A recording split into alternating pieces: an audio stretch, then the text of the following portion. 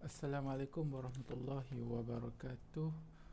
Selamat petang kepada rakan-rakan sekalian yang diraikan Puan Yana selaku penyelia penolong pegawai perubatan U41, Encik Sabri U32 penyelia penolong pegawai perubatan U32 di Jabatan Kecemasan Hospital Sultan Abdul Halim, Hessah, kerana sudi mendengar pembentangan case study yang saya bakal lakukan sebentar saja lagi.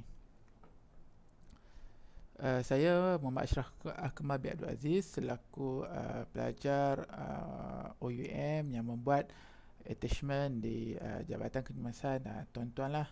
So apa yang saya dapat sepanjang saya attachment selama 10 hari, saya akan bentangkan pada petang ini, yang bertajuk pengurusan kes renjatan anafilaksis. Okay. Terlebih dulu saya akan memberi pengenalan apa itu renjatan. Renjatan merupakan satu keadaan hipoksia selular dan tisu akibat daripada pengurangan penghantaran oksigen dan peningkatan penggunaan oksigen. Keadaan renjatan ini boleh dielak, namun rawatan perlu diberikan seawal yang mungkin. Renjatan dipecahkan dalam kepada 4 kategori yang besar, iaitu distributif, hypovolumic, cardiogenic dan obstruktif.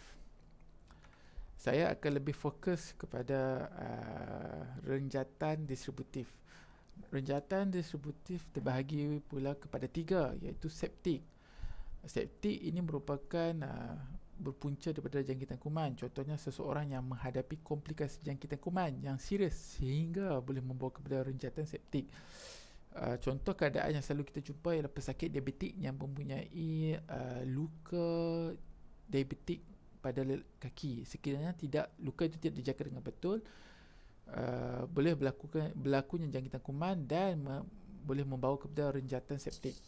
Yang kedua ialah renjatan anafilaksis. Anafilaksis merupakan tindak balas alahan atau serangan asma. Sebagai contoh, tindak balas alahan terhadap pengambilan kacang tanah atau sengatan serangga yang berbisa yang boleh membawa renjatan anafilaksis. Sebagai contoh, sengatan tebuan, lebah dan juga lipan. Dan yang ketiga ialah neurogenik. Neurogenik merupakan kecederaan saraf tunjang yang boleh merosakkan sistem saraf. Sebagai contoh, apabila berlakunya keperangan jalan raya dan menyebabkan kecederaan tulang belakang dan akhirnya menjurus kepada renjatan neurogenik. Okey. Saya terus fokus kepada renjatan anafilaksis. Anafilaksis ini boleh merupakan satu reaksi alahan yang boleh membawa maut. Ia terjadi apabila seseorang terdedah kepada sesuatu bahan yang seseorang itu alah kepadanya dan ia disebut allergen. Contoh-contoh allergen ialah makanan seperti seafood, makanan kekacang dan lain-lain. Ubat-ubatan seperti ubat painkiller, antibiotik dan juga sengatan binatang. Contoh yang saya sebutkan tadi, binatang yang berbisa seperti lipan, tebuan dan lebah. Okey, sistem renjatan anafilaksis bahagikan kepada 3, iaitu kulit. Kulit akan mengalami kemerahan, kebengkakan dan kegatalan.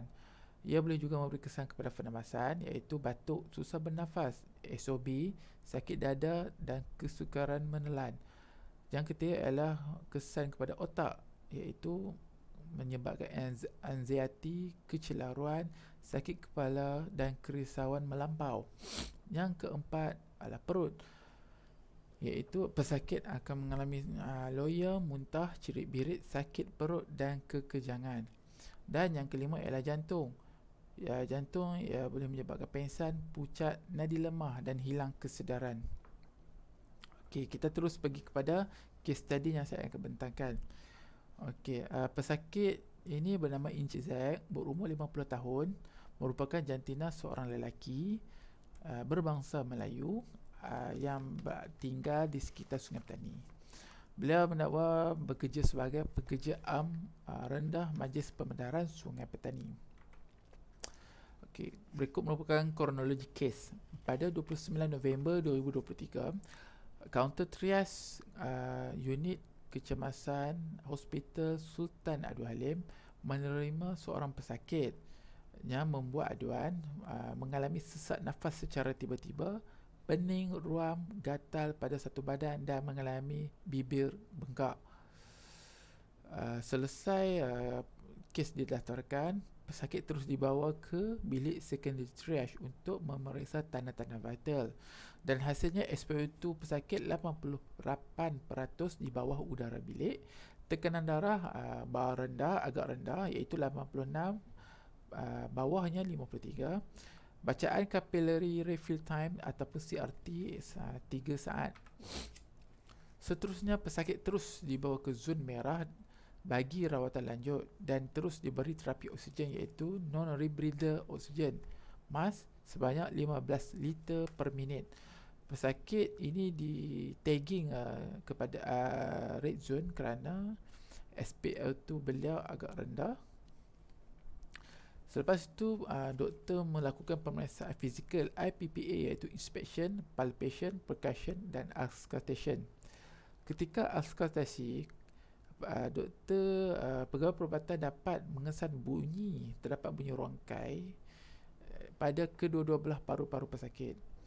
Kemudian penilaian sistem kardiovaskular, CVS, dua rhythm dan tiada mama. Palpasi pada perut pesakit lembut dan tiada tenda. Cardiac monitor juga dipasang pada dada pesakit dan pemasangan dua kanula intravena IV bagi mengambil darah untuk tujuan penyiasatan dan pemberian ubat menerusi intravena. Penilaian Glasgow Coma Scale iaitu GCS dilakukan dan hasilnya pesakit mendapat 15/15 kerana pesakit masih lagi sedar dan boleh memberi respons setiap pertanyaan yang diberikan. Keputusannya iaitu E4, V5 dan M6. E iaitu I, V verbal dan M motor. Dan suhu badan pesakit 37.8. Pemeriksaan elektrokardiogram atau ECG juga menunjukkan sedikit berlakunya tachycardia sinus. Okey, pengambilan sejarah. Pengambilan sejarah agak penting kepada doktor untuk mengenal pasti apa sebenarnya pesakit yang alami. Setelah keadaan pesakit sedikit stabil, pengambilan sejarah pesakit dilakukan. Pesakit mendakwa tiada mempunyai sejarah penyakit asma bronkiol. Beliau pernah bekerja sebagai pekerja rendah di Majlis Pembadaran Sungai Petani. Pada waktu kejadian, pesakit tengah melakukan aktiviti memotong pokok di sebuah jalan dan raya. Tiba-tiba disengat lebih kurang 5 ekor lebah. Pada ketika itu pesakit merasakan tiada apa-apa yang berlaku dan terus melakukan kerja kembali. Namun selepas 15 minit kemudian beliau mengalami sedikit kegatalan dan sakit di bahagian terkena sengatan. Selepas itu beliau mengalami sesak nafas dan juga sedikit sukar untuk bernafas. Okey, selepas rawatan diberikan, doktor kembali memeriksa tanda-tanda vital. Tekanan darah masih lagi bawah tetapi lebih baik daripada yang awal tadilah. Bacaan 94/58, kadar pernafasan 25 per minit, kadar nadi masih lagi tinggi 120 per minit, SpO2 ada sedikit peningkatan daripada 88% naik kepada 95 di bawah udara bilik. Pemberian intravena normal saline 0.9 diberikan untuk mencapai kestabilan hemodinamik. Pemberian ubat intramuskular IM epinephrine 0.5 mg, intravena IV hydrocortisone 200 mg dan juga chlorpheniramine ataupun Piriton 10 mg stat diberikan. Selain itu, pemeriksaan X-ray dilakukan dan menunjukkan pesakit adalah normal, tiada konsolidasi dan tiada tanda-tanda kardiomegali. Ujian darah full belakang juga menunjukkan keputusan semuanya adalah normal. Selepas stabil, pesakit terus dimasukkan ke ward bagi tujuan pemantauan. Okey. Apa yang boleh disimpulkan daripada kes study yang saya bentangkan ini ialah renjatan anafilaksis merupakan satu keadaan yang boleh membawa ancaman kepada nyawa, dan sekiranya rawatan tidak diberikan secepat mungkin akan boleh membawa maut. Kesedaran dalam kalangan masyarakat mengenai gejala renjatan anafilaksis merupakan kunci untuk mengetahui intervensi yang perlu dilakukan dan mengelakkan daripada faktor-faktor penyebab. Renjatan anafilaksis boleh berlaku akibat terdedah dengan bahan-bahan asing seperti gigitan binatang, makanan dan ubat-ubatan. Jika mengalami mana-mana gejala seperti gatal satu badan, sesak nafas serta kebengkakan pada anggota badan, segeralah dapatkan rawatan di fasiliti kesihatan yang terdekat. Okey, dengan itu selesai sudah pembentangan case study yang pada petang ini. Saya harapkan perkongsian saya ini dapat memberikan sedikit manfaat kepada tuan-tuan yang mendengarlah. Dengan itu saya sudahi pembentangan ini dengan ucapan terima kasih dan Assalamualaikum warahmatullahi wabarakatuh.